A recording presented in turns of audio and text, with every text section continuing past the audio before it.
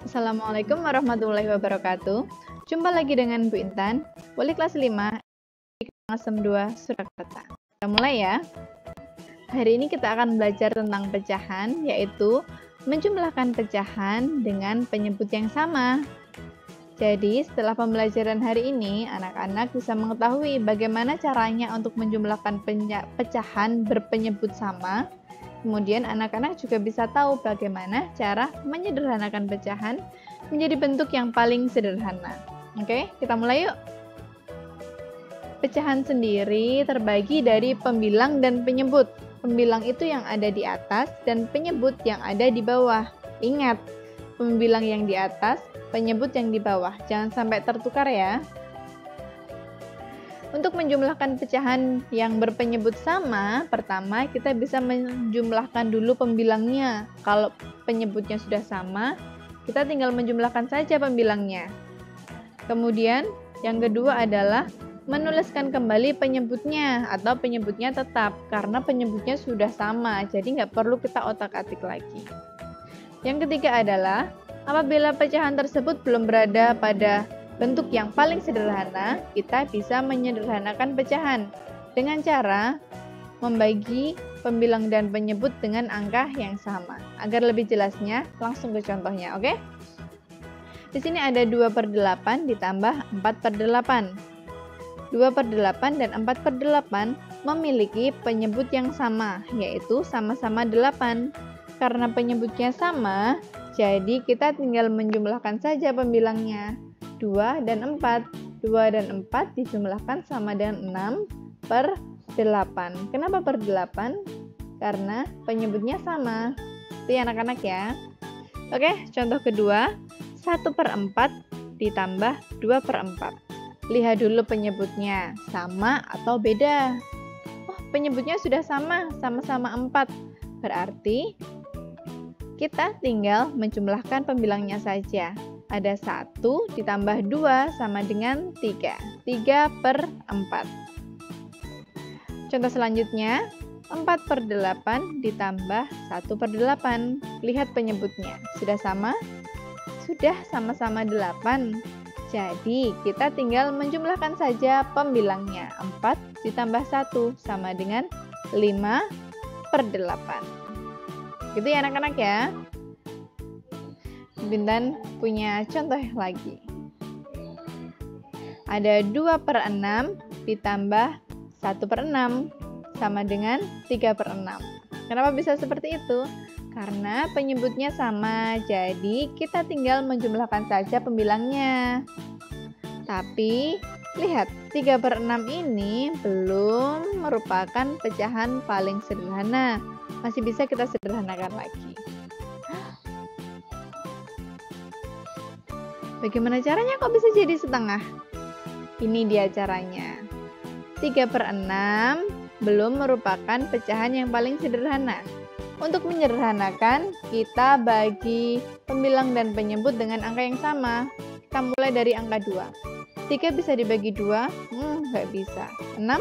Bisa. Berarti bukan 2, karena 3 nggak bisa dibagi 2. Kita naikkan 3. 3 bisa bagi 3? Bisa. 6 juga bisa. Jadi, untuk menyederhanakan, kita sama-sama bagi 3. 3 bagi 3 sama dengan 1. 6 bagi 3 sama dengan 2. Sama dengan 1/2. Oke, contoh selanjutnya. Ini dia. 1/4 ditambah 1/4 sama dengan 2/4. Kenapa bisa seperti itu? Karena penyebutnya sama. Sama-sama 4. Jadi, kita tinggal menjumlahkan pembilangnya saja.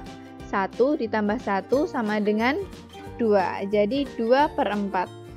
Tapi, 2/4 ini belum merupakan bilangan yang paling sederhana. Ini dia cara menyederhanakan. Coba kita mulai dari angka 2. Apakah 2 bisa dibagi 2? Bisa. 4 bagi 2? Bisa juga. Jadi untuk menyederhanakan kemungkinan dibagi 2. Coba kita angkat 3 ya. 2 bisa dibagi 3? No, tidak bisa. Jadi pasti bukan angka 3.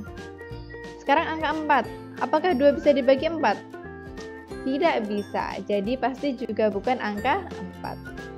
Jadi kita bisa mengambil kesimpulan kalau untuk menyederhanakan pecahan 2 per kita bisa membagi dengan angka 2. 2 dibagi 2 dan 4 dibagi 2 sama dengan 2 bagi 2 sama dengan 1. 4 dibagi 2 sama dengan 2, sama dengan 1 per 2. Inilah bentuk yang paling sederhana. Oke, contoh yang kedua, ada 2 per 21 ditambah 4 per 21. Penyebutnya kita lihat dulu, sudah sama belum? Sudah sama? Oke, kalau sudah sama, kita jumlahkan pembilangnya. 2 ditambah 4 sama dengan 6 per 21. Apakah ini sudah merupakan pecahan yang paling sederhana? Ya, betul sekali. Ini belum merupakan pecahan yang paling sederhana. Oke, kita sederhanakan. Buntan punya angka 2, 3, dan 4.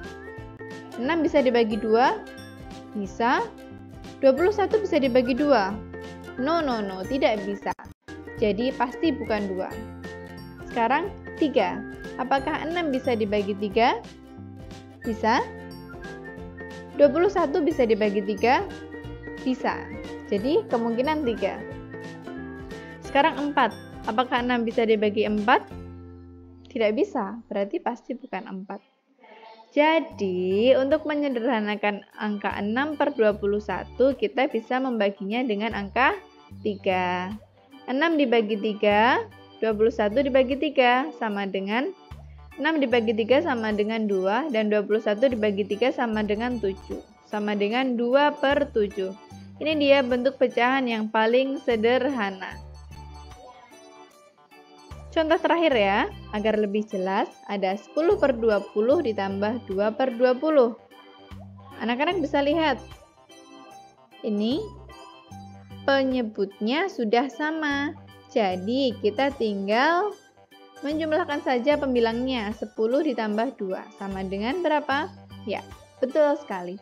12 per 20. Coba kita sederhanakan yuk. Apakah 12 bisa dibagi 2? Bisa. Apakah 20 bisa dibagi 2? Bisa. Jadi kemungkinan 2. Kita naikkan dulu. 3. Apakah 12 bisa dibagi 3? Bisa. Apakah 20 bisa dibagi 3? Tidak bisa. Jadi pasti bukan angka 3. Sekarang 4. 12 bisa dibagi 4? Bisa. Kalau 20 bisa dibagi 4? Bisa juga. Kemungkinan 4 bisa. Berarti 4 bisa untuk menyederhanakan. Sekarang kita naikkan jadi angka 5. Apakah 12 bisa dibagi 5? Tidak bisa. Jadi pasti bukan angka 5.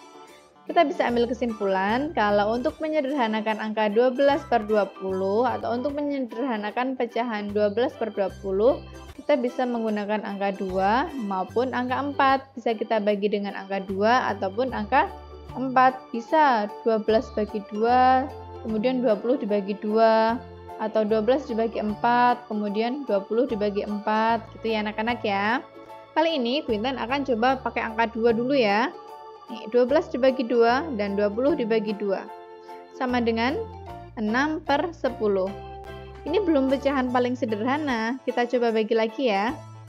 Sama-sama bisa dibagi 2 kan? Kita bagi 2. 6 bagi 2, kemudian 10 bagi 2 sama dengan 3 per 5. Ini dia bentuk pecahan yang paling sederhana. Gitu ya anak-anak ya, sudah jelas? Jadi dari ketiga contoh ini kita bisa ambil kesimpulan kalau untuk menjadi pecahan yang paling sederhana, entah itu pembilang atau penyebutnya, salah satunya harus merupakan bilangan prima atau bilangan yang hanya dibagi 1 dan bilangan itu sendiri. Di contoh yang paling atas ini, bilangan primanya yang mana? Atas dan bawahnya sama-sama bilangan prima. Kemudian contoh yang kedua, ya 7 merupakan bilangan prima. Untuk contoh yang ketiga, keduanya merupakan bilangan prima. Jadi apabila ada salah satu di antara pembilang dan penyebut merupakan bilangan prima, maka bisa disimpulkan itu sudah merupakan pecahan yang paling sederhana. Begitu ya anak-anak ya. Oke, apa yang sudah kita pelajari hari ini? Hari ini kita sudah belajar tentang cara menjumlahkan pecahan dengan penyebut sama. Yang pertama, dengan menjumlahkan pembilangnya. Kemudian penyebutnya tetap, nggak perlu diotak-atik. Kemudian kita bisa menyederhanakan apabila pecahan tersebut belum merupakan pecahan yang paling sederhana. Dengan cara pembilang dan penyebutnya dibagi dengan angka yang sama.